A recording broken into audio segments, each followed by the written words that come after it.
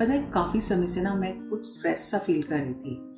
तब किसी ने मुझसे कहा कि आप ना रोज़ कुछ मिनट ओम बोला करो। तो मैंने उनकी सलाह मान ली और मैंने ओम बोलना शुरू तो कर दिया। और अब ये मेरी डेली रूटीन का हिस्सा बन गया क्योंकि मुझको बहुत फ़ायदा हुआ। लेकिन मेरे साइंटिस्ट माइंड में एक सवाल आया कि क्या सचमुच ओम बोलने से हमारी ब्रेन पर कोई असर होता है? तो मैंने इस पर्टिकुलर टॉपिक पर थोड़ी सी रिसर्च करी जो मैं आपके साथ शेयर करने जा रही हूँ। हमारे ब्रेन में ना बहुत सारे पार्ट्स होते हैं, हिस्से होते हैं। उसमें से एक पार्ट होता है एमिग्डाला। ये हमारे फियर, स्ट्रेस और एंजाइटी से जुड़ा होता है। फिर होता है इंसुला जो हमारे शरीर के अंदर जो चेंजेस हो रहे हैं ना, जैसे तेज हार्ट बीट या घबराहट, उसका एहसास करा। फिर होता है एंटीरियर सिंगुलेट कॉर्टेक्स जो फोकस और इमोशंस को संभालने में मदद करता है।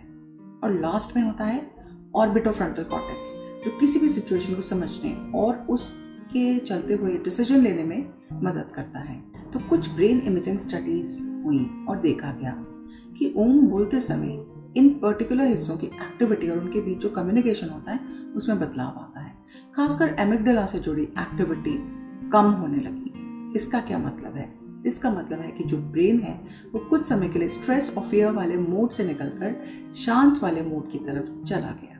ऑल्सो ओम बोलते समय हम धीरे धीरे ना एक लंबी सांस बाहर छोड़ते हैं। इससे ब्रीदिंग स्लो होती है और बॉडी रिलैक्सेशन मोड में जाने लगती है। और कुछ स्टडीज में तो ये भी देखा गया कि केवल 5 मिनट ओम बोलने से हार्ट रेट और ब्रीदिंग शांत हो गई। तो क्या ओम बोलने से ब्रेन पर सचमुच असर पड़ता है? जी हाँ, पड़ता है। और वो क्यों? क्योंकि स्लो ब्रीदिंग, लंबी सांस छोड़ने और साउंड पर फोकस करने के कारण।